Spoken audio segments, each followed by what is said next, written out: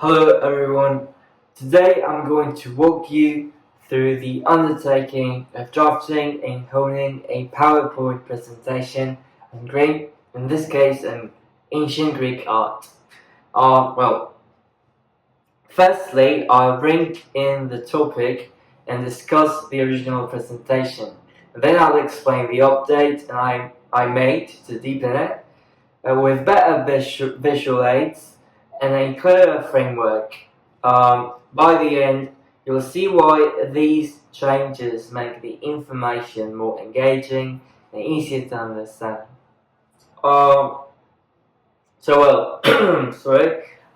Ancient Greek art is a broad and gripping topic, covering a range of styles and mediums that unfolded over hundreds of years.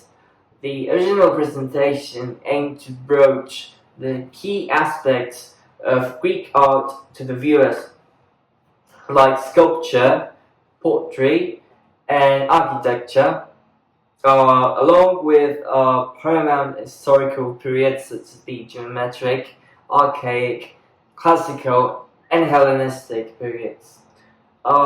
This structure helped organize the content, but I felt there was room to better how we visually connect with each period and highlight the development of styles. So let's get into the revised version, and I'll spell out each change as we go. Firstly, in the updated version, I wanted each historical period to stand out with its own visual identity. For the geometric period, I added a vase with the distinctive patterns from this time, helping viewers recognize the period's art style on the spot. Moving to the archaic period, I added a curious statue showing the shift towards naturalistic human forms.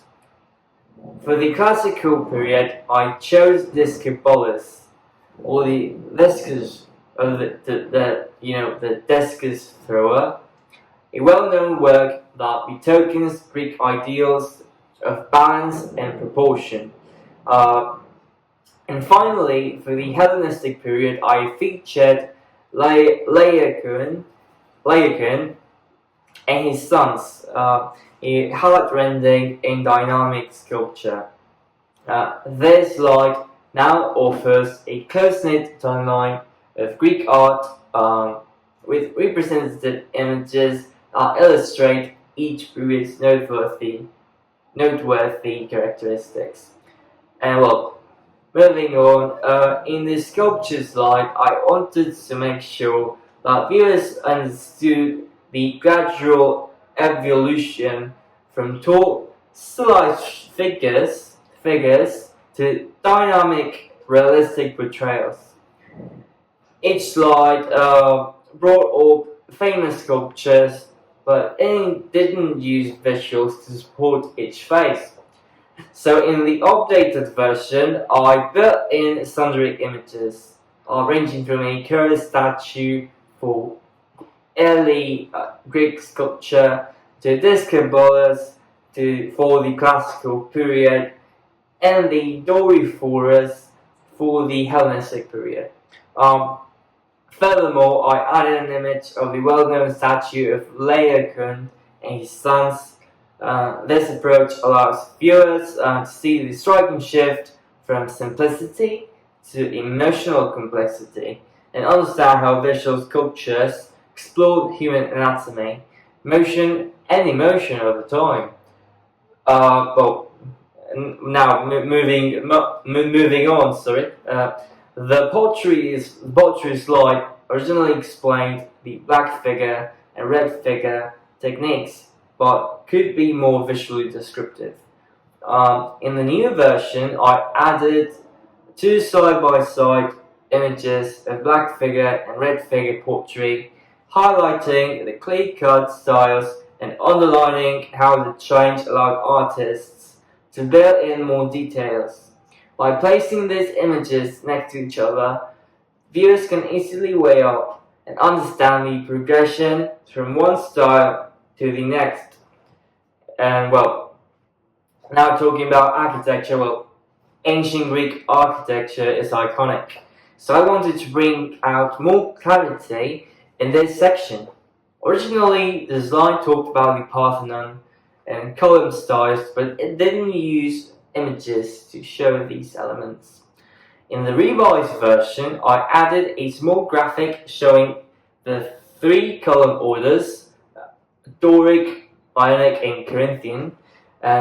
This change helps viewers visually grasp the architectural strands that are still drawn on in buildings today, and understand how Greek architecture was characterized by its attention to symmetry and harmony. And now, lastly, in the legacy slide, I wanted to bring the ancient Greek weight into a modern context. The original slide brought Greek art's influence in later periods, but lacked visual examples. In the updated slide, I put in an image of the United States Supreme Court building, showcasing how ancient Greek ideals of symmetry and realism kept shaping Western art and architecture. This makes it clearer how Greek art laid the foundation for future generations, bridging the ancient world with the present one. And well, overall, the changes in the updated version aren't just about adding images. They are about choosing visuals that tell the story of Greek art's unfolding. Each version makes the information easy to follow, visually engaging, and noteworthy. Well, I hope this walkthrough of the update process helps you see how intentional visuals and a thoughtful framework can overhaul a presentation into a dynamic learning experience. Well, thank you all for watching, and take care. Bye bye. See you in the next